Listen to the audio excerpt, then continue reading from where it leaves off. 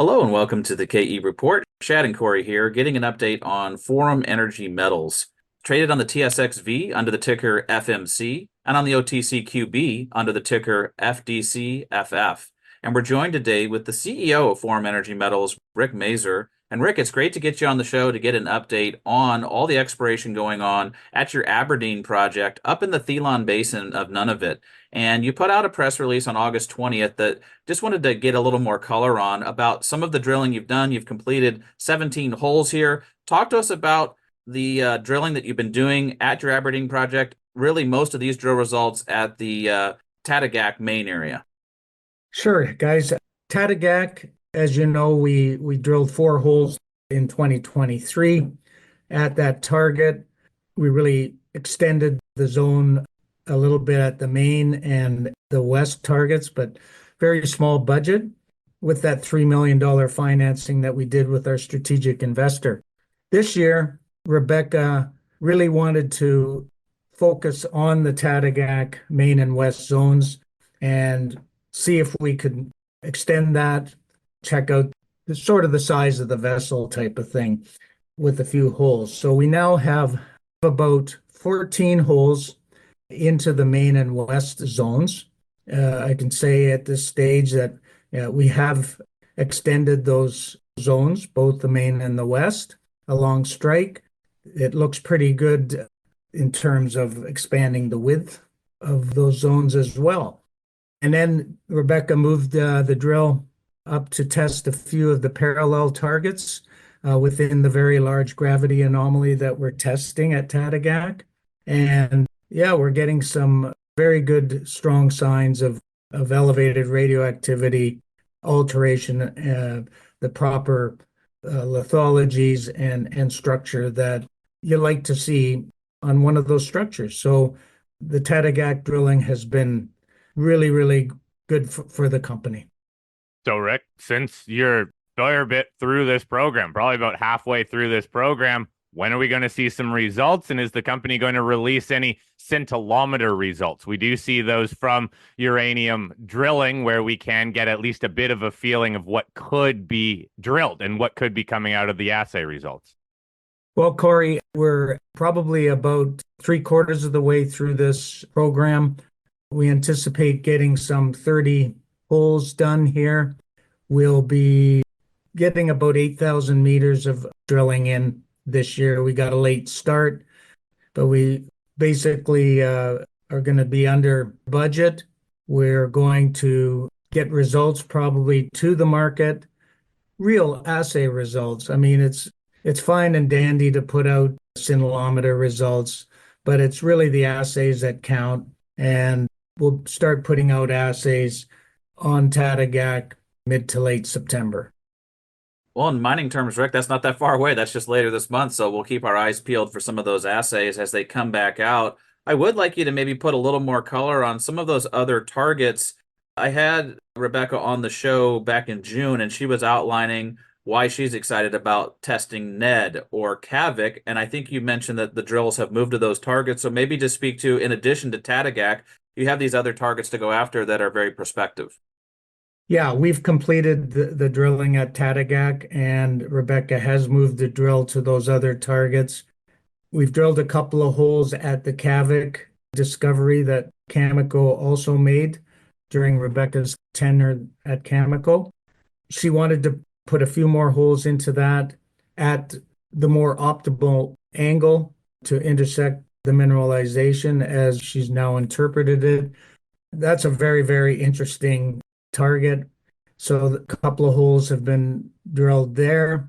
We have since moved the Tatiggaq drill up to Ned, and that's a sandstone contact, classic unconformity style target that, as you mentioned, Rebecca, in the last podcast with you guys, she really wanted to get a hole into that. That's for the kind of deposit that we think is there, like a MacArthur River or a Cigar Lake, at the unconformity, at the sandstone basement contact. We feel that the potential is there for that, and that's currently being drilled. And the drill at Qavvik has since been moved to our Ayra target, which Cameco drilled that back in 2012. Again, it's a sandstone overlying basement unconformity type target there that we think has some tremendous potential. And listen, these other two targets that we're testing are two of 20 other targets on the property that are valid exploration targets for a major unconformity uranium deposit discovery. So, Rick, when it comes to this overall drill program, this sounds very discovery focused. Can you give us insights on how deep a lot of these holes are being drilled, where you expect depth wise, where to make some of these discoveries? More insights on this, please. Sure. Well, the Tatiggaq drill holes are 200 to 300 meters in depth. The mineralization occurs within open pit limits, within 5 kilometers of the largest deposit that Orano has at Qavvik. On some of these other targets, well, Qavvik, you can look at some of the old news releases that I had from Cameco drill results into Qavvik. Mineralization goes down to over 400 meters in a structural deposit. So that's deeper drilling. The Ned target we've established by last year, we did one of these ambient noise tomography surveys or the passive seismic. And the data we got back from that suggests that the unconformity is about 250 meters down. So that's the target there is for an unconformity style deposit at about 250 meters. So that's going to be a 300 to 400 meter drill hole. So it's a bit deeper. Yeah. And Ayra is actually sandstone covered, but it's a very, very thin sandstone. So that'll be more like the Tatiggaq drilling around 200 meters, looking for an open pit style uranium deposit. Well, Rick, just to that point, as far as looking for the kind of open pit style mineralization, along with some of those ones looking for the unconformity, it reminds me of your neighbors there at Orano. And you point out in the press release that Dr. Peter Wellenberg was there. He discovered Qavvik for Orano. So maybe just speak to having that brain trust there and having him on site, what a value that is. Also teaming up with Orano at their core shack, just some of the synergies there. Yeah, it was great having Dr. Wallenberg there on our director's tour last month. He's such a fountain of knowledge about the geology and mineralization in that area. Yeah, his team discovered two of the largest deposits, the Andrew Lake and N deposits. Andrew Lake is named after his son, for God's sake. So, anyways, having Peter on our team has been tremendous. Orano was nice enough to allow us access to their core storage facility. We had a look at the core from several of their deposits. And as far as I'm concerned, you could put our Tatiggaq thing right next door and you couldn't tell the difference. So you mentioned that the program is going to be under budget this year, a little bit less meterage than you planned. I believe you planned about 10,000 meters out of the gate. So what's your estimate on budget, and where does the company stand cash-wise to fulfill the rest of the drilling? Yeah, we're going to get about 8,000 meters in.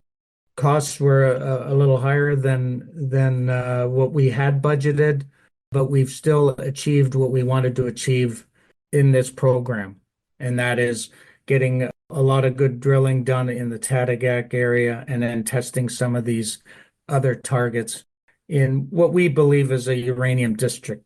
We have a uranium district. It's not just one showing or one target. So we should be on budget. We'll be wrapping up the program here in mid to late September. And yeah, then results will start coming out, as I mentioned, mid to late September as well, through October and November. And, we'll look at raising some money at that time for be a very large 2025 drill campaign of 10,000 meters or more. All right, Rick. Well, we'll wrap it up there for today, but definitely keep us posted as some of the assays start getting reported from Tatiggaq or from Ned or Qavvik or Ayra, and we'll get you back on the show for an update on the exploration results as they roll in. And if people listening to this interview want to follow along with the news at Forum Energy Metals, definitely click on the link below this interview. It'll take you right over to the company website, straight to their news section. And Rick, looking forward to our next conversation.